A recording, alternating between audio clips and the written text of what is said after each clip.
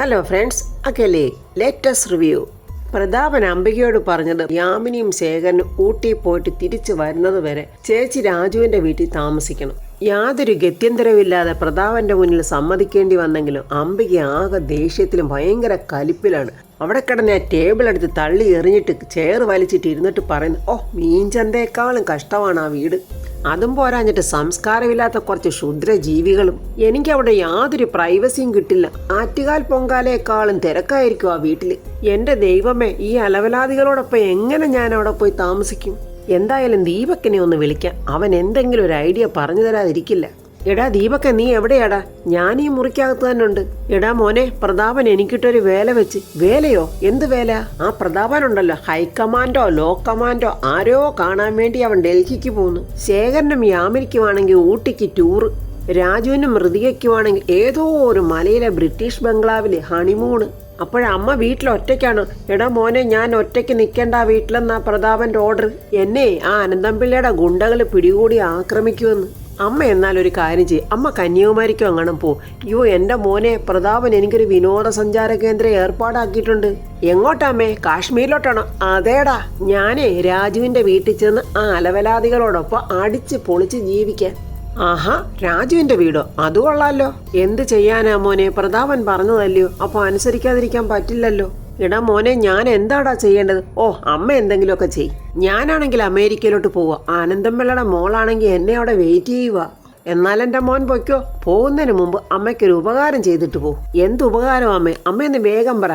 എടാ മോനെ, ഋതികയുടെ പേരിലുള്ള എല്ലാ സ്വത്തുക്കളും അടിച്ചെടുക്കാനുള്ള ഒരേ ഒരു മാർഗവാ. അംബിക ഭയത്തോട് അങ്ങോട്ടും ഇങ്ങോട്ടും ഒക്കെ നോക്കിയിട്ട് ദീപക്കിനോട് പറയാ, എടാ മോനെ, ഹണിമൂൺ ട്രിപ്പിന് പോന്ന രാജുവിനെ ഋതികയെ ആ ബ്രിട്ടീഷ് ബംഗ്ലാവിലിട്ട് തട്ടണം. നിന്റെ അമ്മയ്ക്ക് വേണ്ടി ഇതെങ്കിലും ചെയ്യുമോനെ, അതല്ലെങ്കിൽ രണ്ടിനെയും ഞാൻ വിട്ട് കൊന്നിട്ടങ്ങ് ജയിലിലോട്ട് പോകും. എൻ്റെ അമ്മയെ അതൊന്നും വേണ്ട. ആ രണ്ടെണ്ണത്തിനെ ഞാൻ തന്നെ അങ്ങ് തീർത്തേക്കാം. അമ്മ ഒരു കാര്യം ചെയ്യും, അവർ താമസിക്കാൻ പോകുന്ന സ്ഥലത്തിന്റെ ഡീറ്റെയിൽസ് ഒന്ന് എനിക്കൊന്ന് മെസ്സേജ് ഇട്ടാൽ മതി. ബാക്കിയൊക്കെ ഞാൻ ഏറ്റമ്മേ. ഓക്കെ മോനെ, അതിനു മുമ്പ് എനിക്ക് രാജുവിന്റെ വീടൊന്ന് കലക്കണം. ഡൽഹിയിൽ പോയി മുഖ്യമന്ത്രിയാകാനിരിക്കുന്ന പ്രതാപന് നല്ലൊരു പണി ഞാൻ കൊടുക്കുന്നുണ്ട്. അമ്മയ്ക്ക് ഇൻട്രസ്റ്റ് ഉള്ള കാര്യങ്ങളൊക്കെ അവിടെ ചെയ്യും. എനിക്ക് ഇൻട്രസ്റ്റ് ഉള്ള കാര്യങ്ങളൊക്കെ ഞാനും ചെയ്തോളാം. എന്തായാലും നല്ല പുണ്യവതിയായ അമ്മ മോന് കാരാഗ്രഹവാസത്തിനുള്ള വഴി തെളിച്ചു കൊടുത്തിട്ടുണ്ട്. രാജുവും ഋതികയും പ്രതാപനെ കാത്തു നിൽക്കുക. അപ്പൊ തന്റെ പ്രതാപനും അംബികയും കൂടെ അങ്ങോട്ട് വരുന്നുണ്ട്. സാറേ, എല്ലാം റെഡി ആയല്ലോ? ആ 1:30 എന്നിങ്ങനെ പറയുമ്പോ പെട്ടെന്ന് അംബിക ചോദിക്കുക, പ്രതാപ നീ പാസ്പോർട്ട് എടുത്തോ? പാസ്പോർട്ടോ എന്നും പറഞ്ഞ് രാജുവും ഋതികയും ചിരിക്കുവാണ്. പ്രതാപന് ദേഷ്യവും ചിരിയും വരുന്നുണ്ട്.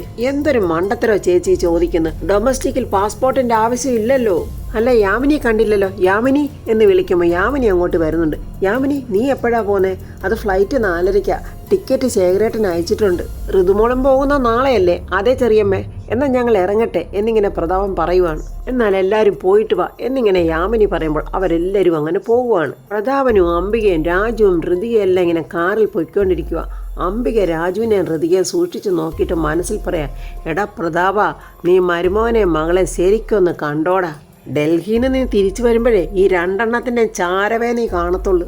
പ്രതാപൻ ചോദിക്കുന്നു, എന്താ ആരും ഒന്നും മിണ്ടാതിരിക്കുന്നത്? ഒന്നുമില്ല പ്രതാപ, ഞാനിങ്ങനെ ഓരോ കാര്യങ്ങൾ ആലോചിച്ചിരുന്നതാ. ചേച്ചിക്ക് രാജുവിന്റെ വീട്ടോട്ട് പോകുന്നതിനകത്ത് വലിയ പിരിമുറുക്കമുണ്ട്, അതെനിക്കറിയാം.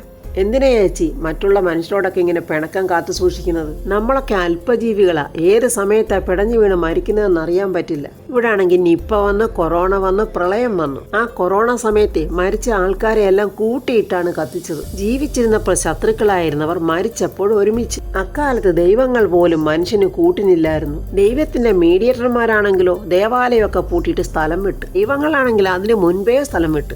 എന്തിനാ ചേച്ചി മനുഷ്യർ തമ്മിൽ വെറുതെ ഒരു വഴക്ക്? എനിക്കൊരു വഴക്കുമില്ല പ്രതാപ. ഏതായാലും രക്തബന്ധമല്ലെങ്കിലും ഞാൻ വളർത്തിയ കുട്ടിയല്ലേ ഋതിക. കിട്ടിയ സമയത്ത് തന്നെ പ്രതാപനും ഋതികയ്ക്കും എന്തൊക്കെ കൊടുക്കാൻ പറ്റുമോ അതൊക്കെ കാറിലിന് കൊടുക്കാനാണ് അംബികയുടെ പ്ലാൻ. ഋതിക രാജുവിനോട് പതുക്കെ പറയുന്നു, ഇവർക്ക് ഇതിനുള്ള മറുപടി കൊടുക്കണ്ടേ രാജു? വേണ്ട ഋതിക, പതുക്കെ പറയുന്നു, മിണ്ടാതിരിക്കേ.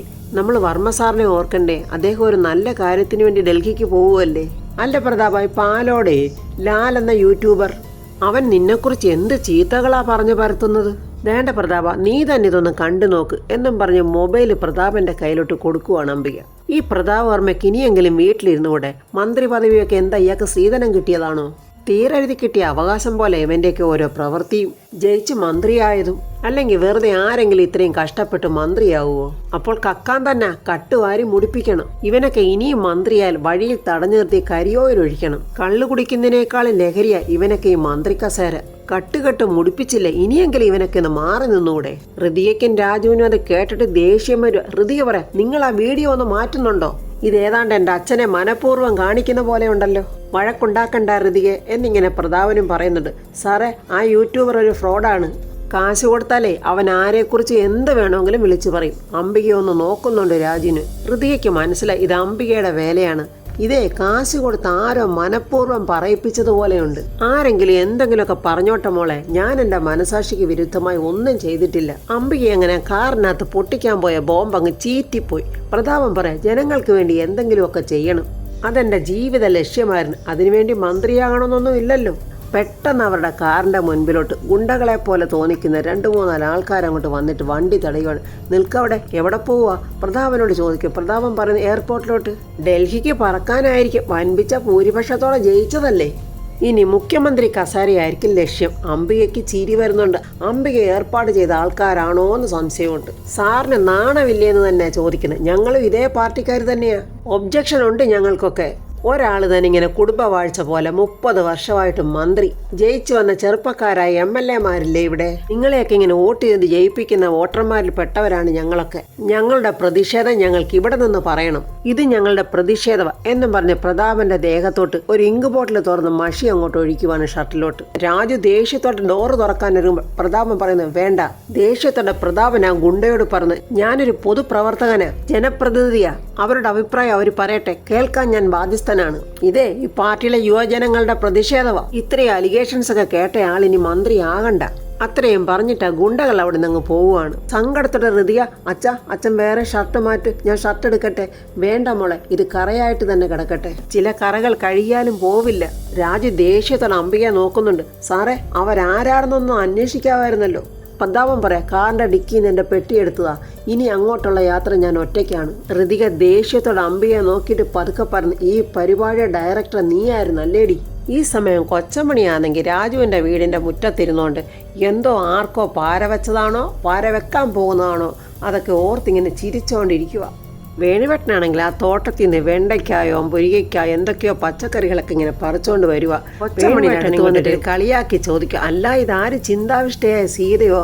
ആർക്ക് വേല വെക്കുന്ന കാര്യോർത്താ ചിന്താവിഷ്ടയായ സീത ഇങ്ങനെ ഇരിക്കുന്നത്? അയ്യോ, മറ്റൊന്നും അല്ല വേണുവാശാനെ, ഇനിയുള്ള ബാക്കി കാലം എല്ലാ രാജ്യത്തും ഒന്ന് ചുറ്റിക്കറങ്ങണം. അമേരിക്ക പോകുന്ന കാര്യം ഞാനൊന്ന് ആലോചിക്കുമായിരുന്നു. അയ്യോ, അത് നല്ല കാര്യം. ഇപ്പോഴാണെങ്കിൽ പോകാൻ പറ്റിയ സമയം. എളുപ്പച്ചെല്ല്. എൻ്റെ ദൈവമേ, ഗൾഫ് തള്ളയാണെന്നും പറഞ്ഞത് കേട്ട് ഞാൻ മടുത്തു. ഇനി അമേരിക്ക പോയിട്ട് വന്നാലുള്ള അവസ്ഥ ഞാൻ ഓർക്കുക. അകത്തു വന്ന് രാധമ്മയും പ്രിയ അങ്ങോട്ട് വരിക. പ്രിയ ചോദിക്കുക, എന്താച്ചാ? എടി മോളെ, നിന്റെ അമ്മായിയമ്മ അമേരിക്കയ്ക്ക് പോകുന്നെന്ന്. അയ്യോ, എവിടെങ്കിലും പോയെന്ന് ഒടുങ്ങട്ടെ, പിന്നെ ഇങ്ങോട്ട് വരാതിരുന്നാ മതി. നീ പ്രാർത്ഥിച്ചോടി, നന്നായിട്ട് പ്രാർത്ഥിച്ചോടി പ്രിയെ. നിങ്ങൾ വീട് പണിയുന്ന സ്ഥലമുണ്ടല്ലോ, അത് ഇപ്പോഴും എൻ്റെ പേരിൽ തന്നെ. അപ്പോഴങ്ങോട്ടൊരു കാറ് വരുന്നുണ്ട്. കൊച്ചമണി പറയാം, അതുകൊണ്ട് ഒരു കാറ് വരുന്നല്ലോ, അത് ഹൃതികയും രാജുവാണെന്ന് തോന്നുന്നു. കാറിൽ നിന്ന് രാജു പിന്നെ ഹൃതിക ഇറങ്ങുന്ന കണ്ട അവർക്കങ്ങ് സന്തോഷമായി. ദാണ്ടടാ, അടുത്തതായിട്ട് ഡോറ് തുറന്ന് പുറത്തോട്ട് ഇറങ്ങി വരുന്ന അംബികയെ കണ്ടത് എല്ലാവരുടെയും മുഖം അങ്ങ് വാടി. കൊച്ചമ്മണി എഴുന്നേറ്റിട്ട് പറയാം, അയ്യോ, ഇതാ പഴയ പാൽക്കാരി അംബികയല്ലേ? വേണുവേട്ടൻ പറയാം, അയ്യോ, അവരിപ്പോൾ പഴയ പാൽക്കാരി അംബികയൊന്നും അല്ല, എക്സ് മിനിസ്റ്റർ അംബികയാ. വാ മേഡം, അകത്തോട്ട് വാ എന്നും പറഞ്ഞ് രാജു വിളിച്ചോണ്ട് വരുവാണ് അംബിക. എല്ലാവരും ഇങ്ങനെ നോക്കി നിൽക്കുക. അംബിക അങ്ങോട്ട് വന്ന് ചിരിച്ചിട്ട് ചോദിക്കുന്നു, ഇതെന്താ കാഴ്ച ബംഗ്ലാവിലോട്ട് പുതിയ മൃഗം വന്ന പോലെ ഇങ്ങനെ നോക്കി നിൽക്കുന്നത്? ഞാൻ ഇവിടേക്ക് തന്നെ വന്നതാ, ഇനി കുറേ ദിവസം ഞാൻ നിങ്ങളോടൊപ്പമാ. അംബിക അങ്ങനെ പറഞ്ഞതും പരസ്പരം എല്ലാവരും അങ്ങോട്ടും ഇങ്ങോട്ടും ഇങ്ങനെ നോക്കുക. രാജു പറയാം, അച്ഛാ, അംബിക മേഡം പറഞ്ഞ സത്യവാ. മേഡം ഇനി കുറച്ച് ദിവസം നമ്മളോടൊപ്പം ഇവിടെയാ താമസം, നമ്മുടെ ഗസ്റ്റായിട്ടാ. അയ്യോയ്യോ, ഗസ്റ്റായിട്ടൊന്നും കൂട്ടണ്ട, ഈ കുടുംബത്തിലൊരു അംഗമായിട്ട് എന്നെ കരുതിയാൽ മതി. പാവൻ രാധമ്മ പെട്ടെന്ന് ആ ഉടുത്തിരിക്കുന്ന സാരിയുടെ കോന്തല അങ്ങോട്ട് ആ ചേറിലിട്ട് തുടച്ചിട്ട്, അയ്യോ മേഡം ഇങ്ങോട്ട് ഇരിക്ക് എന്നും പറഞ്ഞ് അംബിക അവിടെ ഇരുത്തുന്നുണ്ട്. അംബിക പറയാം, നമ്മളൊക്കെ തമ്മിൽ പല അഭിപ്രായ വ്യത്യാസങ്ങളൊക്കെ ഉണ്ടായിട്ടുണ്ട്, അതെല്ലാവരും അങ്ങ് മറന്നേക്ക്. എല്ലാവരും പരസ്പരം വീണ്ടും നോക്കുക. പറയുന്നത് അംബിക, ഇവളെ വിശ്വസിക്കാൻ പറ്റുമോ? വേണുവേട്ടൻ രാധമ്മയോട് പറയാം, രാധമ്മ നീ എന്താ ഇങ്ങനെ പകച്ചു നിൽക്കുന്നേ? മേഡത്തിന് കുടിക്കാൻ എന്തെങ്കിലും കൊടുക്ക്. കുടിക്കാൻ സംഭാരം എടുക്കട്ടെ മേഡം? ഓ മതി, എനിക്ക് സന്തോഷം. കൊച്ചമ്മണി ചൊറിയാൻ തുടങ്ങി. അല്ല, അഭിപ്രായ വ്യത്യാസം ഉണ്ടാകാത്ത മനുഷ്യരുണ്ടോ? ദൈവങ്ങൾ തന്നെ തമ്മിൽ വഴക്കുണ്ടാക്കുന്നു, പിന്നീടാണോ ഈ മനുഷ്യര്? അങ്ങനെയല്ലേ അംബികെ? അതേ മുണ്ടയ്ക്കലമ്മ ഇവിടെ ഉള്ളത് എനിക്ക് വലിയ സന്തോഷമാണ്. സമയം പോകുന്നത് അറിയില്ലല്ലോ. വേണുവേട്ടൻ കളിയാക്കിക്കൊണ്ട് പറയാം, ഗൾഫിൽ നിന്ന് വന്നതിന് ശേഷം തള്ളൽപ്പം കൂടുതലാ. പ്രിയ വലിയ മൈൻഡൊന്നും ഇല്ലാതെ നിൽക്കുവാണ്. പെട്ടെന്ന് അംബിക, പ്രിയെ, എൻ്റെ പഴയ പിയെ ഇല്ലേ ഇവിടെ ഇല്ല മേഡം. പ്രിയയ്ക്കാകെ പേടിയായി. ജയനെ ഒളിപ്പിച്ചു വെച്ചിരിക്കുവാണല്ലോ അവിടെ.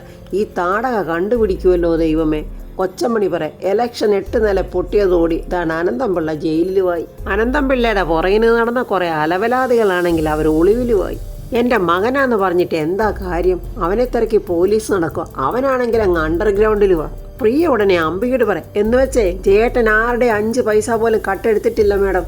അപ്പോഴും കൊച്ചമണി പാരയ, ഏതൊരു ഭാര്യ അങ്ങനല്ലേ പറയൂ മേഡം. രാധമ്മ സംഭാരം കൊണ്ടൊന്ന് കൊടുക്കുന്നുണ്ട് അംബികയ്ക്ക്. അംബിക കുടിച്ചിട്ട് പറയുന്നു, ആ സുഖമായി, മനസ്സും ശരീരവും ഒന്ന് തണുത്തു. അല്ല, ഞാനെന്തിനാ തൽക്കാലം ഇങ്ങോട്ട് താമസം മാറിയെന്ന് നിങ്ങളാരും ചോദിച്ചില്ലല്ലോ. എന്തായാലും ഞാൻ തന്നെ പറയാം. പ്രതാപനാണെങ്കിൽ ഡൽഹിയിൽ യാത്ര, ശേഖരനും യാമിനിയും കോയമ്പത്തൂർക്ക് പോയി. പിന്നെ ഹൃദയക്കും രാജുവിനും ഒരു ഹണിമൂൺ ട്രിപ്പ്. അങ്ങനെ യാമിനി തിരികെ വരുന്നത് വരെ ചേച്ചി രാജുവിന്റെ വീട്ടിൽ താമസിക്കണം എന്ന് പ്രതാപൻ പറഞ്ഞ കാര്യങ്ങളൊക്കെ അംബിക പറയുവാണ്. അതിനെന്താ, ഞങ്ങൾക്കെല്ലാം വളരെ സന്തോഷമായി. അപ്പോൾ ഹൃതിക ചോദിക്കുക, രാധമ്മേ, അമ്മായിക്ക് ഏത് മുറിയാ കൊടുക്കുന്നത്? ഒരു കാര്യം ചെയ്യാൻ മോളെ, ഈ വീട്ടിലെ ഏറ്റവും നല്ല റൂം പ്രിയയുടേതാ. എന്തായാലും ജയൻ ഇവിടെ ഇല്ലല്ലോ മോൾ ആ റൂം അംബിക മേഡത്തിനൊന്ന് ഒഴിഞ്ഞു കൊടുത്ത്. പ്രിയയുടെ സകല ജീവനും പോയി. പ്രിയ ഇങ്ങനെ അസ്തമിച്ച പോലെ നിൽക്കുക. ആ മുറി ആകെ അലങ്കോലമായിട്ട് കിടക്കുക. ഞാനൊന്ന് ക്ലീൻ ചെയ്തോട്ടെ എന്നും പറഞ്ഞ് പ്രിയ അവിടെ നിന്ന് പോവുകയാണ്. അല്ല, എനിക്ക് മുറി ഒഴിഞ്ഞു തരുന്നതിൽ പ്രിയയ്ക്ക് ബുദ്ധിമുട്ടുണ്ടോ? എന്ത് ബുദ്ധിമുട്ട്? അവൾ ആ റൂം ഒന്ന് ക്ലീൻ ചെയ്യാൻ പോയിരിക്കുമല്ലേ. പ്രിയ ഓടി വന്ന് കട്ടിലിനടി കിടക്കുന്ന ജയനെ വിളിച്ചിട്ട്, പ്രിയേട്ടാ ഇങ്ങോട്ട് ഇറങ്ങി വാ. എന്താടി പ്രിയ, പണി പാളി ജയേട്ടാ. എന്താടി ഇടിവണ്ടി വന്നോടി? അയ്യോ, പോലീസ് ഒന്നും അല്ല വന്നിരിക്കുന്നത്. പിന്നെയോ, നിങ്ങളുടെ പഴയ എക്സ് മിനിസ്റ്റർ അംബിക. അയ്യോ, ക്വസ്റ്റ്യൻ പേപ്പർ വിഴുങ്ങിയ അംബികയോ? അവരിങ്ങോട്ട് താമസം മാറി. നമ്മൾ ഈ മുറി ഒഴിഞ്ഞു കൊടുക്കണമെന്ന്. അത് കേട്ടതോടെ ജയന്റെ ബോധം അങ്ങ് പോയി. പ്രതാപൻ ഇങ്ങനെ കാറിൽ പൊയ്ക്കൊണ്ടിരിക്കുക. ഷർട്ടിൽ വീണ ആ കറ നോക്കുന്നുണ്ട്. എന്നിട്ട് മനസ്സിൽ പറയുന്നു, എൻ്റെ ജീവൻ രക്ഷിച്ച് ആ സിസ്റ്ററിനെ ഇടയ്ക്കിടയ്ക്കൊന്നും വിളിച്ചില്ലെങ്കിൽ അത് നന്ദികേടാവും. എല്ലാവരും തനിക്ക് ഉപകാരമേ ചെയ്തിട്ടുള്ളൂ. തളർന്നും തകർന്നും ഇരുന്നപ്പോൾ എന്നെ ധൈര്യം തന്നുണർത്തിയത് എൻ്റെ പൊന്നു മകളാ.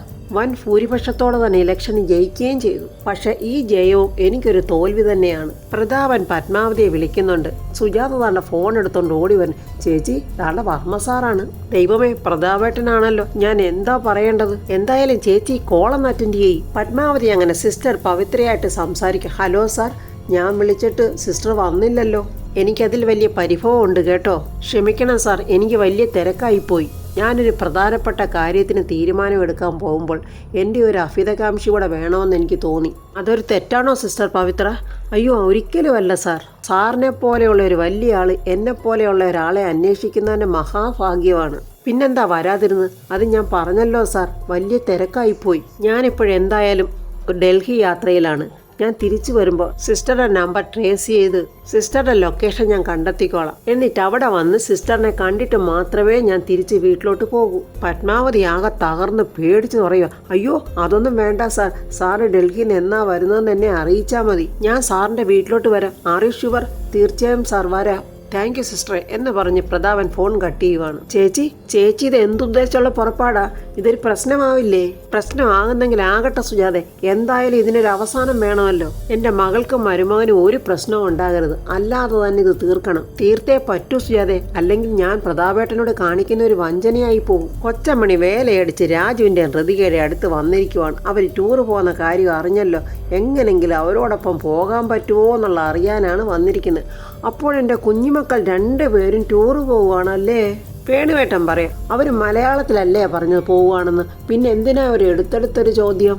അയ്യോ, ഇതൊക്കെ വാത്സല്യം കൊണ്ട് ചോദിക്കുന്നതല്ലയോ വേണുവാശാനെ? പിള്ളേരിത്ര സന്തോഷകരമായ യാത്രയ്ക്ക് പോകുമ്പോൾ നമുക്ക് എന്തോരം ആനന്ദമാണെന്നറിയാവോ? കൊച്ചമ്മയുടെ മനസ്സിലിരിപ്പം മനസ്സിലാക്കിക്കൊണ്ട് വേണുവേട്ടൻ ചിരിക്കുവാണ്. നിങ്ങൾ അതിന് ഇവരുടെ അമ്മയൊന്നും അല്ലല്ലോ എന്ന് വേണുവേട്ടൻ ചോദിക്കുമ്പോൾ, അയ്യോ നിങ്ങൾ അങ്ങനെ പറയല്ലേ, ഇവരെനിക്ക് ജനിക്കാതെ പോയ മക്കളായിരിക്കും, എന്നാലും ഇവരെൻ്റെ കുഞ്ഞുമക്കളാ. രാധമ്മ പറയാ, ഈ പ്രത്യേക വാത്സല്യത്തിനകത്ത് എന്തെങ്കിലും ഒരു കാര്യം കാണുമല്ലോ വേണുവേട്ട. അതുണ്ടല്ലോ രാധമ്മേ, ഉണ്ടാകാതിരിക്കാൻ തരവില്ലല്ലോ. ഇപ്പോഴിനെ വഴിയേ എല്ലാവർക്കും മനസ്സിലാകും.